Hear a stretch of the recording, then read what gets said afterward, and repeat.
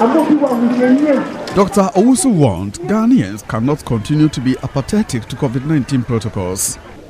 He observed the B1617 COVID-19 variant, which has the same transmissibility as B117, discovered in the United Kingdom, continues to lurk around.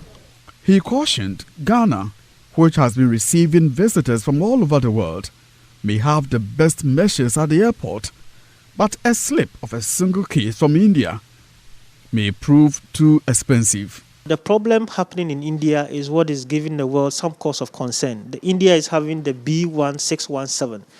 That one has the same transmissibility as the B117. And because the behavior of this one and the UK are very similar, it is highly likely that if it enters any country, it's going to take that country to the third wave.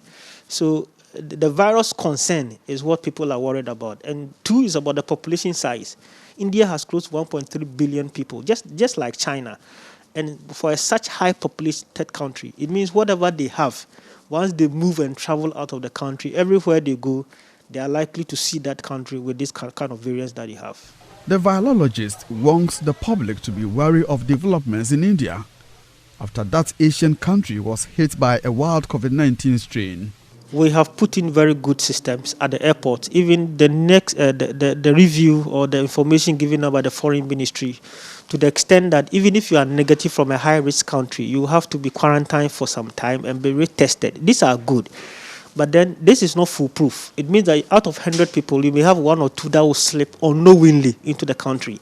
But if within the country, everybody is observing his own protocol and put on his mask, even if people come with that kind of thing, it will not survive. It's just a matter of time to get out of the system. But then when people are not behaving well, and you even have one person who slips through the airport, that person can easily infect many people, and that can contribute to that. I mean, you see the churches that had this mass gathering. If you had one person slip into that place, you will not be a prophet to tell that this will lead to the next wave that we've talked about. On the streets of Kumasi, there is no enforcement of compliance in the wearing of face masks. Most residents are failing to wear their mask. Ghana for ye, any pebia, Yaswanding, even crammy crana, we interview me, council by me, nose mask. Into Abanos so agonium. It is a 90% nose mask, and Yashania the boy I ran home by once I hear him, Redham said we see him, Redham. From the way I can, COVID-19 to a Ghana Hano. Maybe they can't catch them, say, Ghana Hayano Cre. COVID-19 a Ghana been ha. No nose mask nation knows not a canoe. So be no matter we move our nose mask a day, or chef for hot. According to Dr. Owusu, it is time the police and other security agencies intensified the enforcement of all COVID-19 safety protocols. It's difficult. People do things the way they want.